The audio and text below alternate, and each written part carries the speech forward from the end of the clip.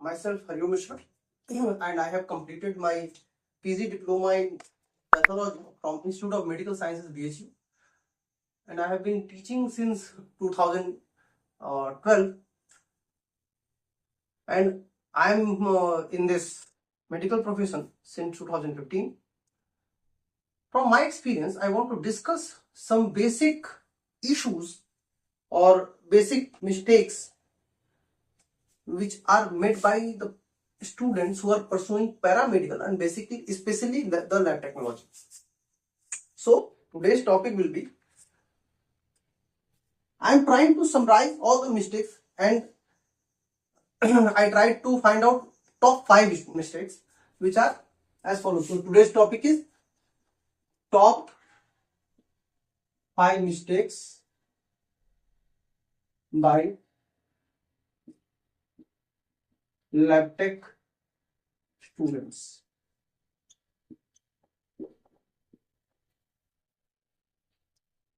You may disagree with my opinion, and these opinions are based on my own experience which I have gained from my teaching experience and the students which I taught in my previous years.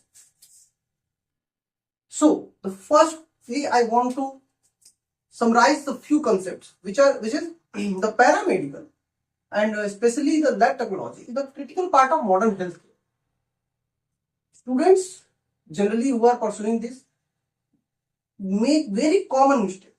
They avoid the basic concepts that may hinder their growth in future. And in this video, I will try to highlight 4 most common mistakes which are very easy to solve, which are not willingly or not unwillingly, I don't know, done by the students. So the first mistake, the first one will be the neglecting basic concept.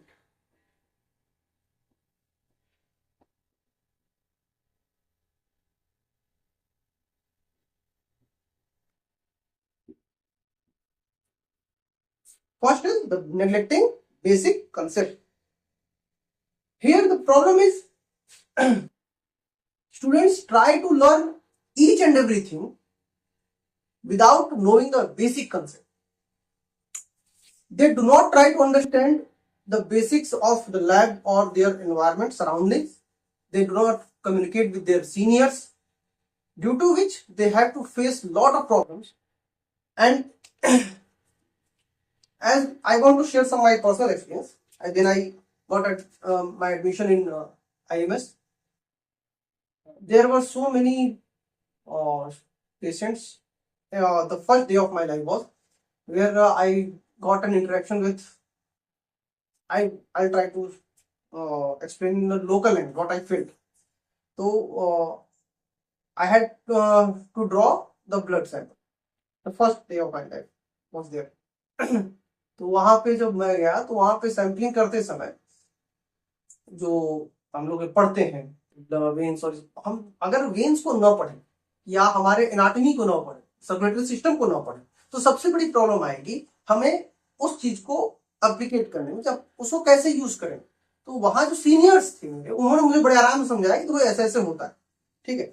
उस चीज को जब मैं समझना शुरू किया तो मैं फिर जब वापस आया तो मैंने पहला काम किया कि मैं लाइब्रेरी गया और लाइब्रेरी से वो किताबें पढ़नी शुरू की जो मेरे उस कंसेप्ट को क्लियर कर सके, ठीक है। तो ऐसा नहीं है कि बहुत मुश्किल काम है, पहले कंसेप्ट को क्लियर करो, ठीक है। तो द बेसिक प्रॉब्लम इज, तो व्हाट इज द प्रॉब्लम? ये the problem is weak understanding.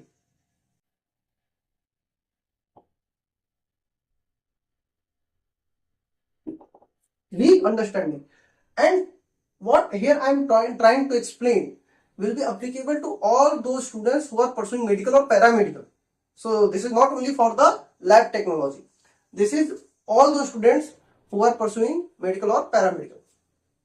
The first will be the basics and weak understanding of code, okay. And This will lead to technical errors, misunderstanding and complex methods. जो भी हम समझ रहे हैं, जिन चीजों को हम सोचते हैं देखने बहुत आसान है, वो कर रहा है तो हम भी कर रहे हैं, ऐसा नहीं होता है। आप उस कंसेप्ट को क्लियर कीजिए पहले। कंसेप्ट क्लियर होने के बाद फिर इस चीज को एक होता ना कि कोई साथ में है सीनियर, उसके साथ आप उसको स्टडी कर रहे हो, ठीक है। बहुत सिंपल सा सॉल्यूशन क्या है इस प्रॉब्लम का? इसका सॉल्यूशन बहुत आसान है। मैं प्रॉब्लम और सॉल्यूशन दोनों की बात करूंगा। तो सॉल्यूशन इसका बहुत आसान है। पहला है कि रिव्यू करो, ठीक है। Review the foundational topics, review the foundational topics, ठीक है। Practice hands on skill, practice करना जरूरी है। कम्युनिकेट विद सीनियर्स, या सीनियर से कम्युनिकेट करो, सीनियर्स हेल्प, जो आपके लिए इजी हो जाता है, ठीक है। Second is poor documentation. Second most common mistake, the second most common mistake is poor documentation.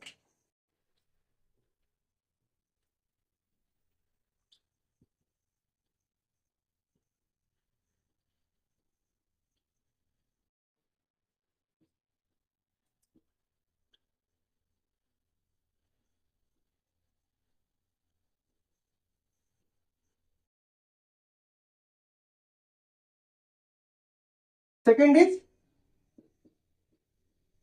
poor documentation.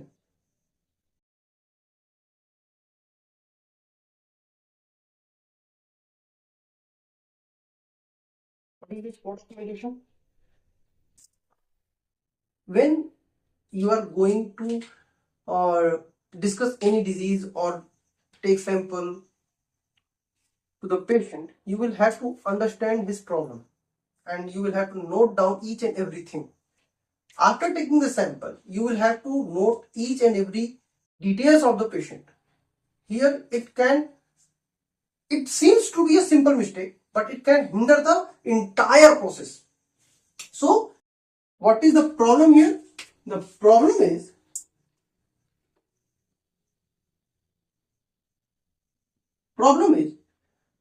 incomplete or incorrect recording.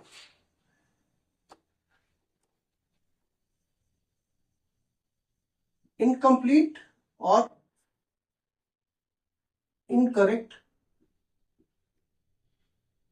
recording of details.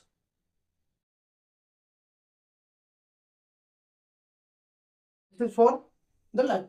Who are pursuing the medical like MBBS and BMS, I will try to suggest them, try to take proper history. I have seen so many students and practitioners who are talking to the patient and directly writing the prescription. This is not good for their patient, because if that patient goes to another doctor, he will have to discuss all the history again.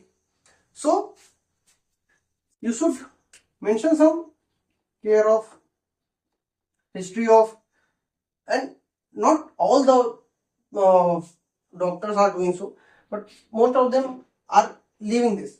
And also try to note allergy cough. ठीक है, किस लिए आया है, कोई history तो नहीं है, एलर्जी है, एंड प्रीवियस मेडिकेशन अगर कोई चल रही है तो, अगर ये सारी डिटेल हमारे पास आ जाए तो अगर वो जो पेशेंट है अगर वो किसी और डॉक्टर के पास जाता है अपना पर्चा लेकर के, तो वो फिर इस हिस्ट्री को देख करके और आपका प्रिस्क्रिप्शन देख करके उसकी बाकी प्रॉब्लम को सॉल्व कर लेगा। ठीक है, तो ये हो गया उनके लिए जो कि डायरेक्टली डील करेंगे डॉक्टर पेशेंट के साथ। अब मैं बात करूँ पैरामेडिकल वालों, पैरामेडिकल जो नर्सिंग कर रहा हो या लैब टेक्नोलॉजी में हो, तो उसके लिए मैटर करता है उस पेशेंट की पूरी डिटेल, नाम पता जो भी है सब कुछ प्रॉपर तरीके से।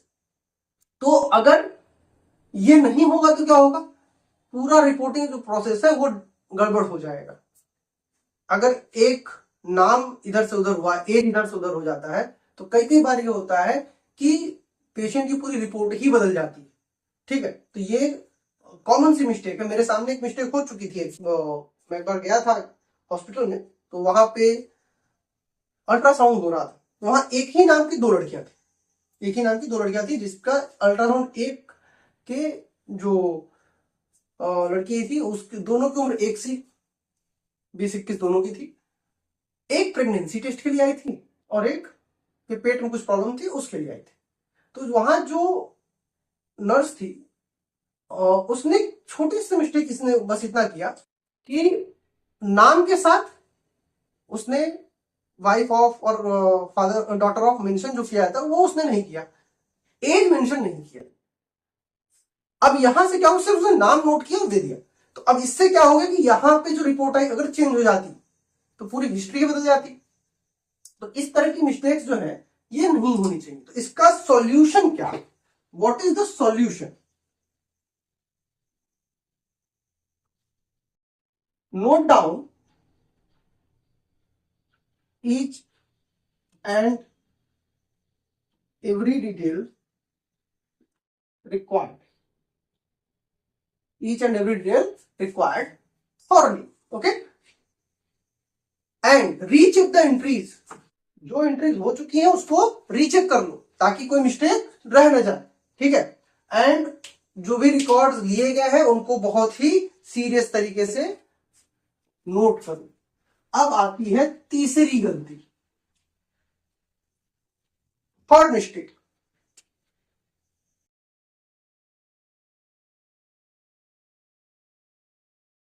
मिस्टेक अब इसमें क्या होता है कि ignoring the quality control.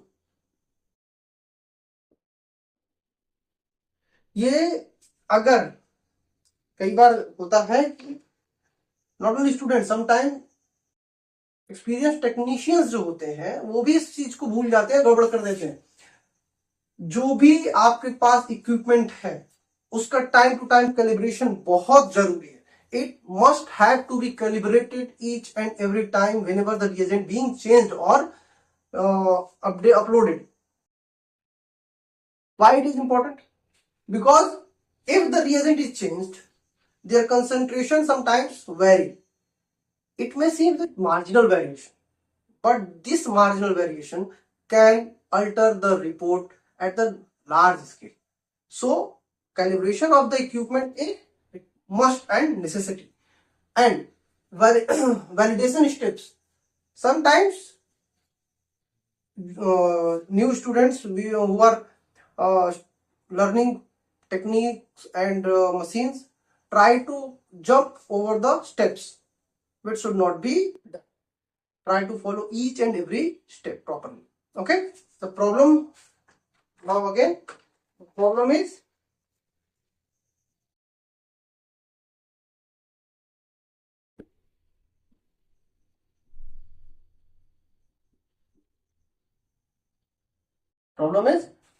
skipping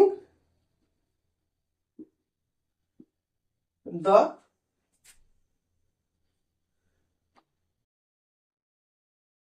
calibration and validation. ठीक है, skipping the calibration and validation. Solution, what is the solution? बहुत सिंपल सा सॉल्यूशन है, कुछ मत करो, follow each steps of calibration and validation. Okay, अब इसका रीजन क्या होता है ये समझो, क्यों करना होता है ये भी समझ लो। अपने देखो, मेडिकल फील्ड के खास मैं बताता हूं।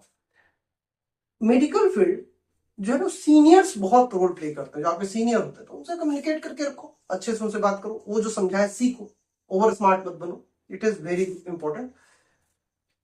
Fourth and most important is lacking of soft skills.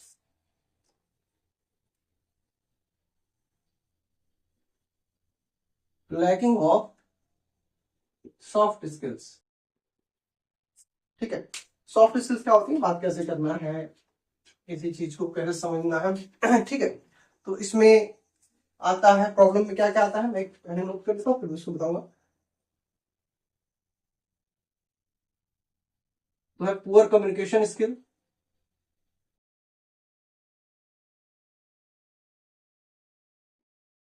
ठीक है, पुअर टीम वर्क, ठीक, एंड प्रोफेशनलिज्म।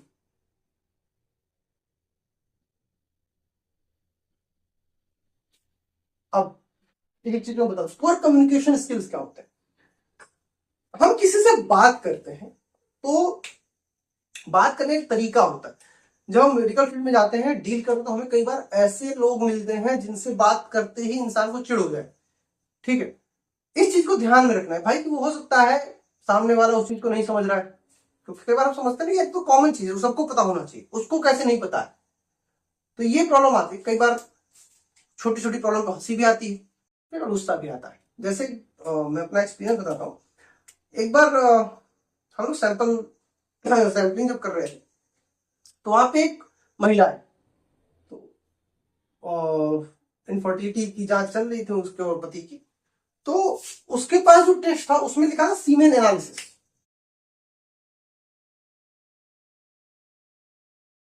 सीमेन एनालिसिस में पढ़ाऊंगा अभी क्या होता है, क्या कुछ है, आगे जो बनाऊंगा। तो हमारे जो सीनियर थे वो वहां पे उससे बोले कि मैडम सीमेन का टेस्ट करना है, पति को बुलाइए। उसका पति गांव पे, उसको भेज दिया कि तुम जाओ सैंपल लेके आओ। तो ब्लड सैंपल उसका था, बस सीमेन एनालिसिस भी लिखा था उसमें। अब उड़ गई कि मुझे, मैं तो आई हूं, मेरा सैंपल ले लो। तो कह रहे हमने, वो बेचारे समझाया जा रहे उसको कि आप देखिए सीमेन एनालिसिस आपको पति का रहना जरूरी है। तो वो गांव की महिला थोड़ी सीधी सी, उसने कहा कि भाई वो हमारे पति हैं, हम उनकी अर्धांगिनी है, तो भाई हमारा उनके में क्या दिक्कत, आप हमारा सैंपल लीजिए, बच्चा तो हमारा ही होगा। ये एक ऐसा, अब उस महिला को हम क्या समझाएं। तो अब वहां लड़ना या झगड़ना नहीं है, उसको प्यार से समझाना है, भाई ये प्रॉब्लम है, ऐसे ऐसे है। थोड़ी देर समझाने के बाद जब उसकी बात समझ में आई, तो फिर वो अपना सैंपल, जो ब्लड सैंपल था वो सब देके गई। पति आया बाद में फिर कभी। तो अब कम्युनिकेशन इसके सब बहुत रोल प्ले करता है कि आप इस चीज को समझिए। दूसरा है टीम वर्क। टीम वर्क अगर सही ना हो, क्योंकि लैब, मेडिकल प्रोफेशन या कोई भी प्रोफेशन, उसमें टीम वर्क बहुत बड़ा रोल प्ले करता है। तो आप अपने कलीग्स, क्लासमेट्स, सीनियर्स, जूनियर्स, सबके साथ एक प्रॉपर बैलेंस लेके चलना पड़ता है। ठीक है, ताकि जो काम चल रहा है वो सब एक साथ मिलके कर सके। जहां जरूरत हो आप उसकी हेल्प कीजिए, वो आपकी हेल्प करे। ये हो गया आपका टीम वर्क। इसके बाद अब आता है सॉल्यूशन। क्या है भाई, सिंपल सॉल्यूशन है, बात करने के बाद डालो। कई लोग हेजिटेट करते हैं, उसको कैसे समझाएं, कैसे बात करें। तो सीनियर्स के साथ रहो, देखो कैसे बोल रहा है, कैसे समझा रहा है, कैसे बात कर रहा है, फिर उसको धीरे धीरे धीरे धीरे सीखो। सीखते सीखते आराम से क्लियर आउट हो जाता है, फिर बात करना कोई बड़ी चीज होती नहीं। ठीक है, इसके बाद है not keeping up with the trends, पांचवा है। और आखिरी, not keeping up with trends. Trend के साथ ना चलना, ये बहुत ही खास है। ये स्पेशली उन लोगों के लिए है जो पास आउट हो चुके हैं, ठीक है, या चल रहा है, ठीक है, वो प्रोफेशनल फील्ड में आ चुके हैं। अगर आप ट्रेंड्स के साथ नहीं चलेंगे तो आप आउटडेटेड हो जाएंगे और नए स्किल नहीं सीख पाएंगे। ठीक है, अब जैसे मैं जब पीटीआईएनआर बता रहा था मेरे वीडियो में, तो मैंने बताया था कि हम लोग जब पढ़ने गए थे तो वहां पे उस समय मैनुअल सिस्टम था, अब फुल्ली ऑटोमेटिक सिस्टम है।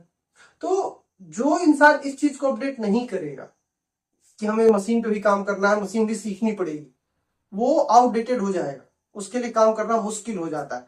तो it is my advice to keep yourself updated with the modern innovation.